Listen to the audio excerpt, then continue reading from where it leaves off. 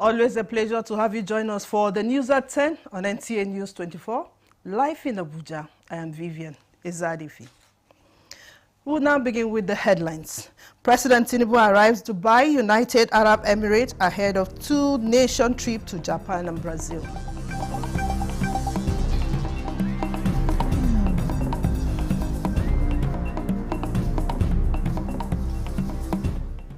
Information Ministers assures the federal government commitment to citizens' welfare.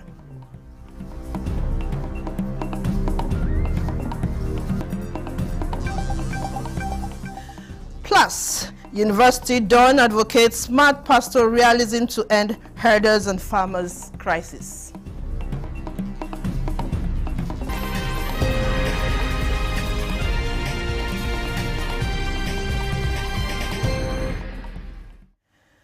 President Bola Tinubu has arrived Dubai, United Arab Emirates, ahead of his two-nation trip to Japan and Brazil. The president is on stopover before proceeding to Yokohama in Japan. A statement by the Presidential Advisor on Information and Strategy, Bayo Onanuga, indicates that the president will in Japan attend the 19th Tokyo International Conference of African Development, TICAD-9, in the city of Yokohama from August 20th to 2022. With the theme, Co-Create Innovative Solutions with Africa. TICAD-9 will focus on Africans' economic transformation and improvement in the business environment and institution through private investment and innovation. In addition to attending plenary sessions on themes linked to the conference, the Nigerian president will hold bilateral meetings and meet the chief executive officer of some Japanese companies with investments in Nigeria. At the end of the TICAD-9, President Tinubu will leave for Brasilia, the capital of the Federative Republic of Brazil, on a two-day state visit from Sunday, August 24 to Monday, August 25. The state visit to Brazil is on the invitation of the Brazilian president, Luiz Inácio Lula da Silva.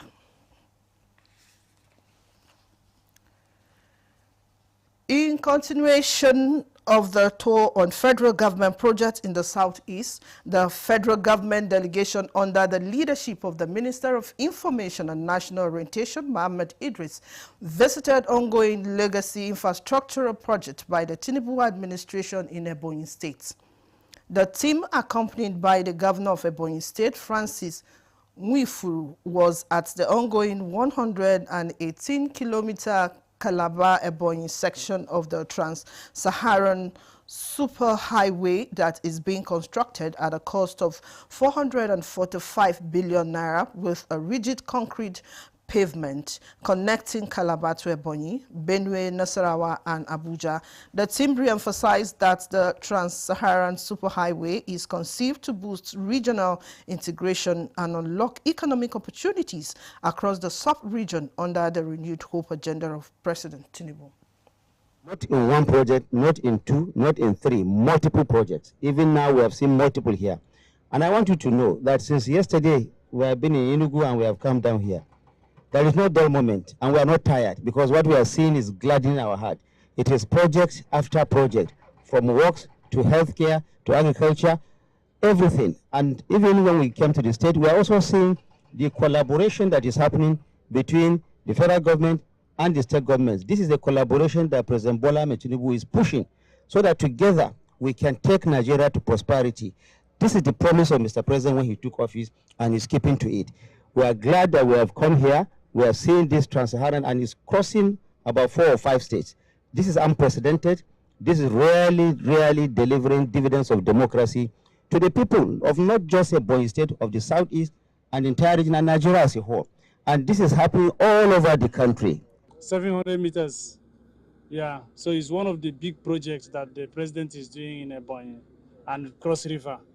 Because if you go to that Indibe Beach, we had a very big trouble there, flood issue there about 4 days ago. I think we consumed about 86 homes, and 95 families were affected. 6 died in that corridor. So with that bridge, that will be a thing of the past. Correspondent Saliu Abdullahi Gwanara reports that the 700-meter bridge on the superhighway mass housing project, dualization of Enugu-Abakaliki Expressway, construction of Afikpo Road flyover, among other project sites, were visited. The theme also engaged stakeholders at a town hall to review and reassess the performance of the renewed hope so far. The House of Representatives has refuted an allegation that members receive payments to sponsor motions, bills, and petitions. House spokesperson Akin Rotimi says the allegation as contained in a viral video by member representing Hadeja Uyo and Kafin Hausa Federal Constituency of Jigawa State, Ibrahim Ayo, remains unsubstantiated and is capable of undermining public confidence in the National Assembly. He assures the public that the lawmaker will be invited to substantiate his claims with evidence when the House reconvenes or face the House Committee on Ethics and Privileges in line with parliamentary procedures. Akin Rotimi clarified that sponsoring a motion or bill is not a contract job involving bribes. As such, is inconsistent with parliamentary ethics.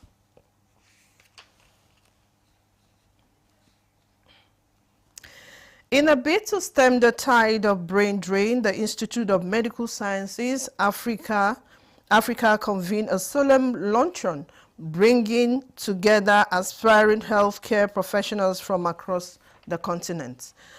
Nigeria's Minister of Education, Dr. Tunji Alausa, is urging them to view their roles as catalysts for meaningful change in their respective nations. Thomas Obeteri reports. The 6-month training focus on assisted reproductive technology (ART) is designed to build capacity in a continent where brain drain and medical tourism have long stifled healthcare development. From Sierra Leone to Niger and the rest of African countries, the program drew participants determined to change the narrative.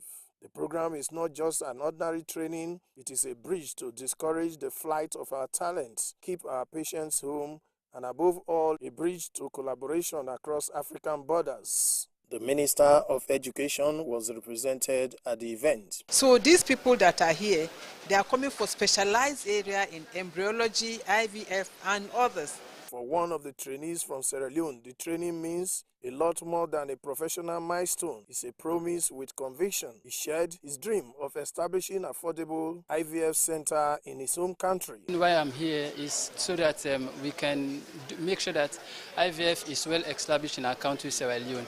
Dr. Adamu Onu, Managing Director of the Institute of Medical Science Africa, emphasized that the program is Africa-focused, aimed at equipping professionals with both skills and purpose at a time when many African doctors and nurses are living for better pay and conditions abroad. This training is a rare example of a reverse flow, an inward movement of knowledge, collaboration, and hope.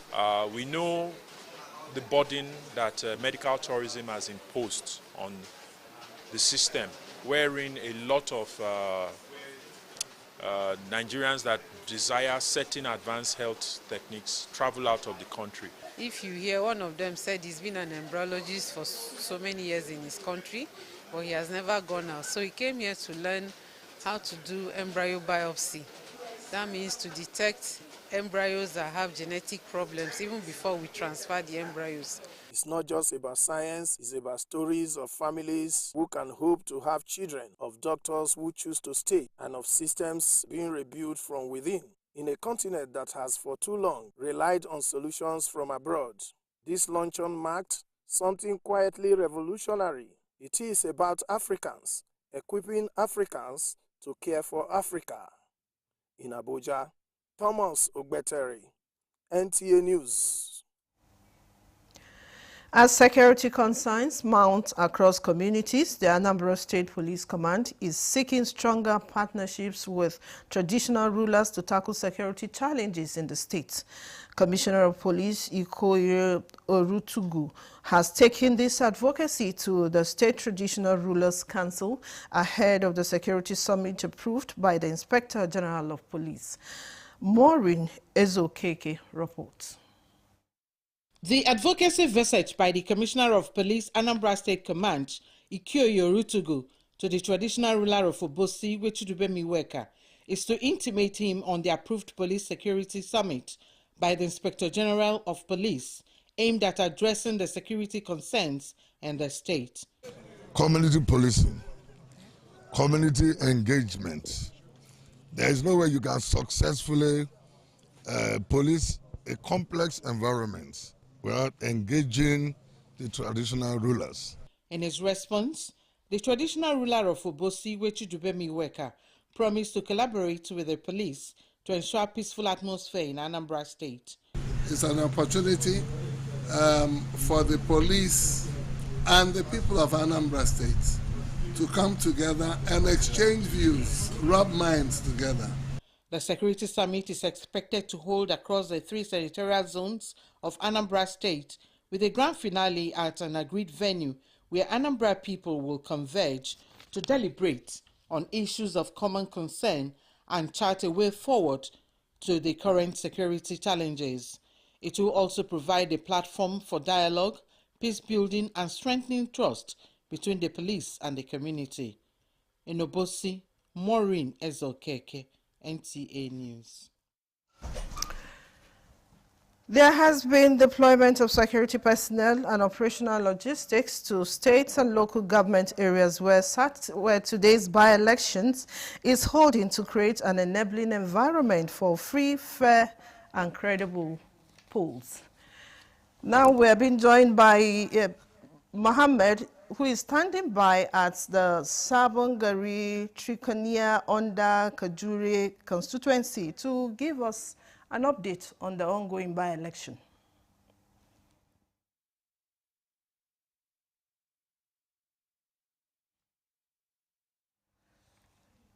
Mohammed, if you can hear me, bring us up to speed with happening at the ongoing by-election in Kaduna. Okay, I am actually at Sabon Gari Trikania Collation and Collection Center here in Kaduna under the Chukun Kajuru Federal Constituency by-election.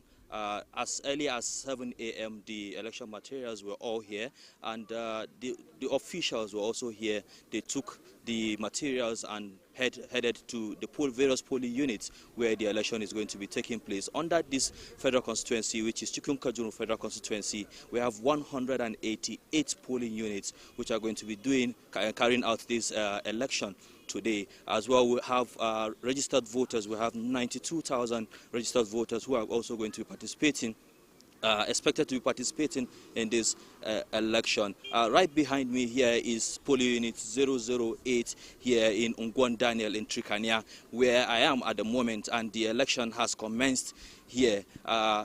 With me here is an elderly man who has just done or carried out his ballots. He has done his ballot. Okay. What is your name, sir? My name is Abdullahi Garba. Okay.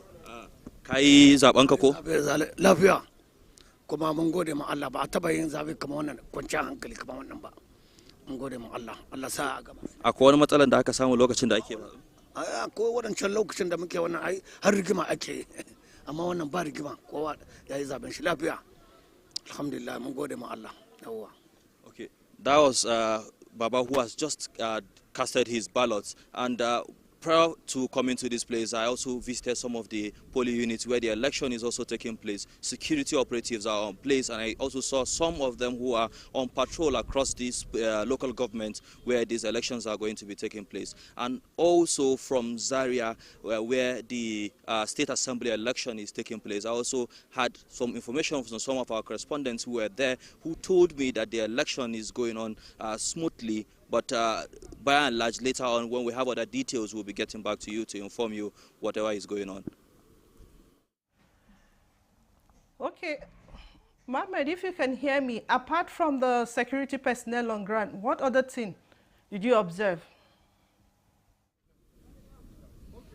Well, like I said, on my way coming down here, I saw some election officials, some of them are NYSC personnel, as well as security operatives with them with the election materials, going to their various polling units. And where I am here is the Sabon Gari Trikania Collation and Collection Center, where after all the elections have been done, they will be brought back to this place. This is where the collation is going to be taking place before onward distribution to the INEC office here, the state INEC office here. All right. Thank you, Haruna Mohammed, for that update. We will bring you more reports after this timeout. Stay with us.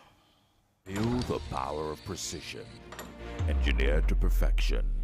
Every component is crafted with care, and each design is meticulously tested. From concept to creation, our engineers push the boundaries of technology, seamlessly blending performance and sustainability with a deep commitment to African ingenuity. Introducing the CNG Boss, a remarkable achievement in engineering designed to operate on compressed natural gas, a cleaner and more sustainable fuel alternative. At Innocent Vehicles, we proudly lead the way in creating greener mobility across Africa. And it doesn't stop there. From SUVs to sedans, spacious buses to electric cars, Innocent offers a wide range of models designed to meet every need. Innocent Vehicle, the pride of African roads.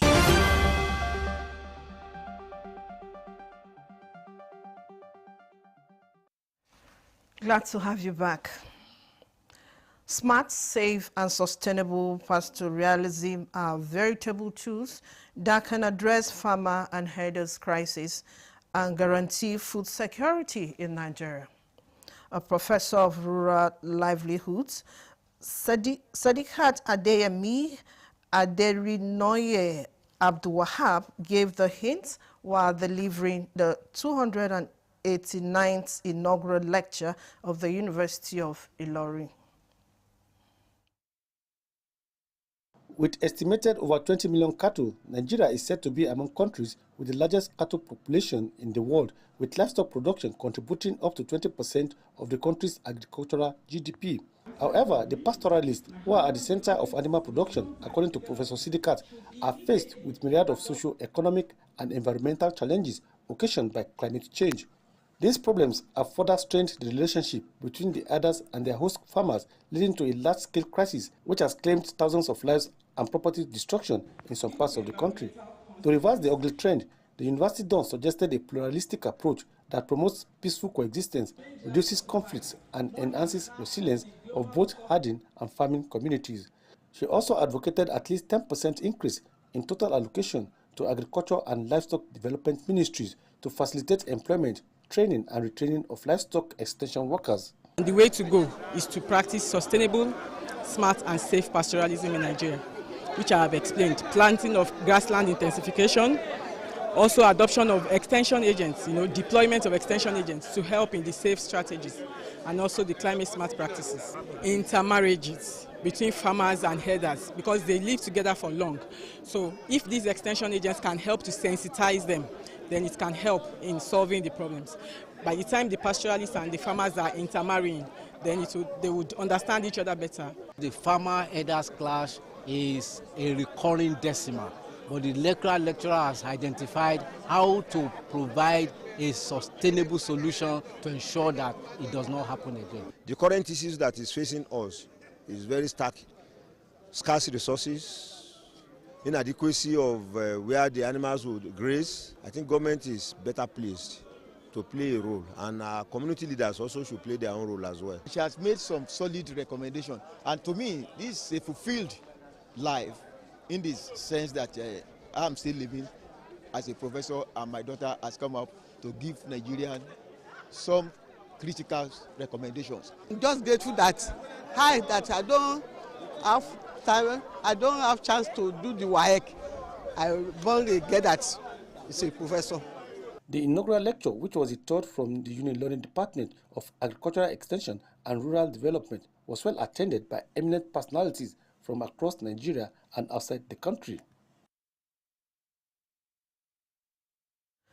Kogi State Governor Ahmed Usman Ododo has reiterated his commitment to addressing environmental challenges and promoting sustainability in the state. Represented by the Commissioner for Environment, Joseph Olusegun, Governor Ododo declared a CRISAL program open, emphasizing the importance of collective action in achieving environmental stability.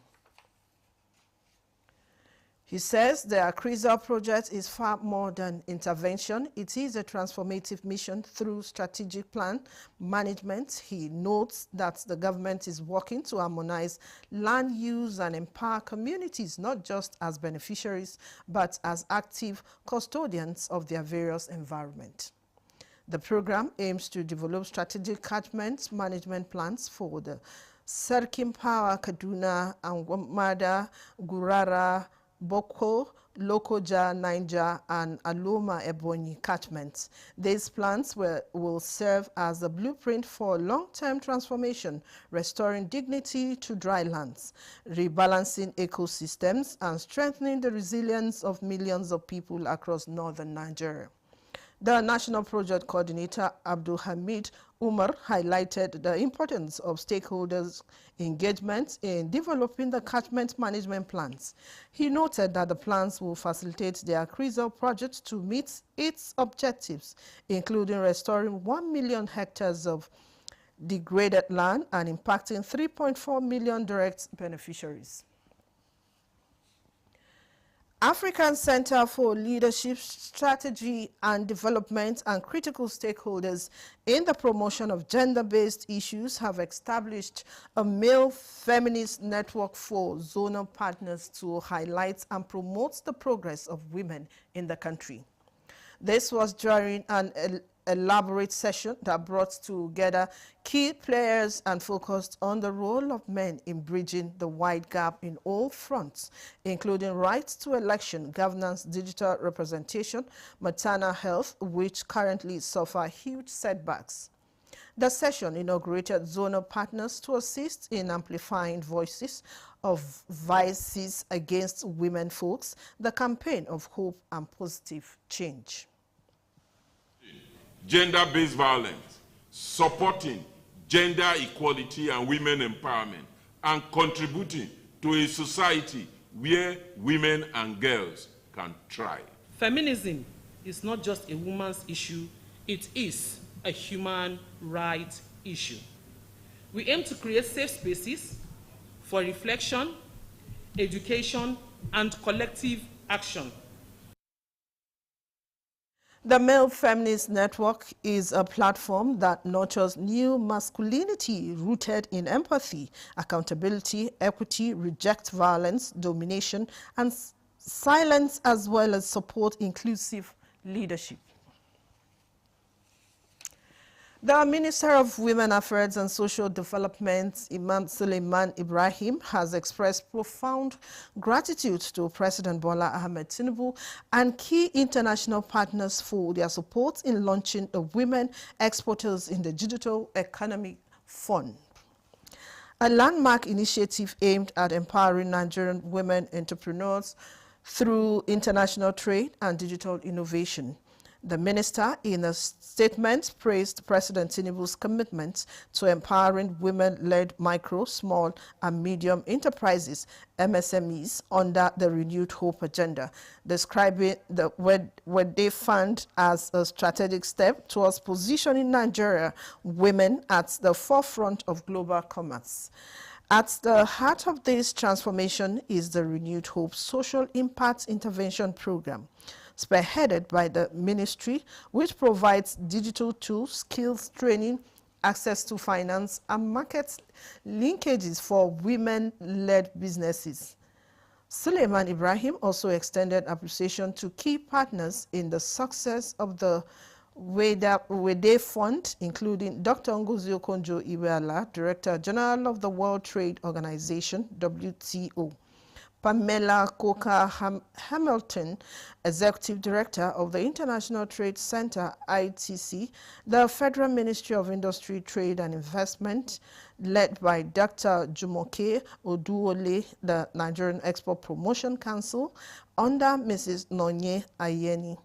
She also acknowledged international funders such as the United Arab Emirates and the FIFA World Cup Qatar 2022 Legacy Fund for their financial contributions to the initiative.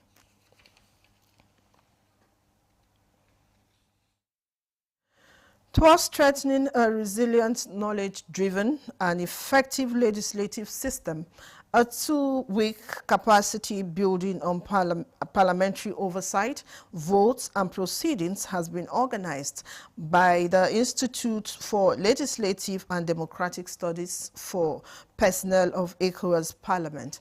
Muhammad Rabiu Ali reports.